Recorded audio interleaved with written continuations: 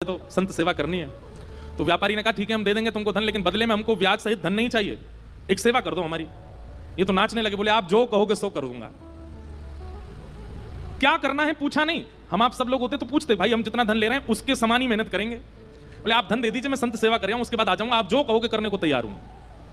धन दे दिया, संत सेवा हो गई। संत सेवा करने के बाद पत्नी से कह दिया देखो अब अगले एक हफ्ते के लिए हमारे पास में खूब संपत्ति आ गई है, अब तुम चिंता मत करो, संतों की सेवा पर मैं किसी को कर्जा चुकाने जा रहा हूं। तो कर्जा कैसे चुकाओगे, आप धन तो है नहीं। बोले वो सेवा करनी है, उसी से चुक जाएगा। एक भला आदमी मिल गया, उसने कहा कि पैसा मत लौटाना, सेवा कर देना। केशवदास जी लौट करके गए उसके पास, बोले भैया बताइए क्या सेवा करनी है। आप कहें तो बर्तन मांज दूं, झाड़ू लगा दूं, पोंछा कर दूं, पुताई कर दूं, क्या करना है आप बताओ। बोले हमारी एक जमीन है, वहां पर कुआं खोदना है। कुआं खोदना है। कुआं खोदने का मतलब समझते हैं?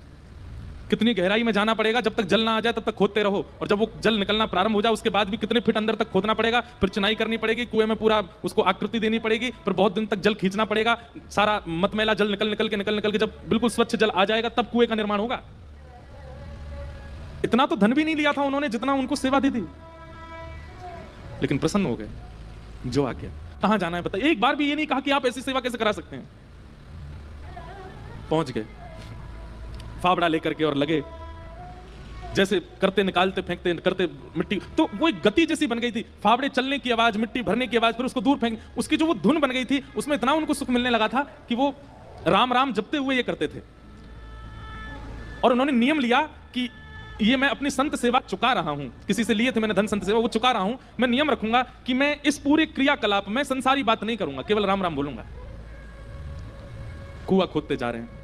2-3 दिन बाद पत्नी को लगा ये कहां जाते हैं, सुबह के जाते हैं रात तक आते हैं। पत्नी भी आ गई, संत सेवा करके आती थी, उसको कहते थे कि अब गहरा हो गया है, तुम मिट्टी में भर के दिया करूंगा, तुम फेंक दिया करना, और सुनो कोई संसारी अपवाद विवाद नहीं, केवल राम राम बोलना। उनका तो अच्छा भजन हो गया। बोले कि इतने प्रसन्न रहने लगे केशवदास जी, बोले भजन भी हो रहा है और मेरे पैसे भी चुक रहे हैं।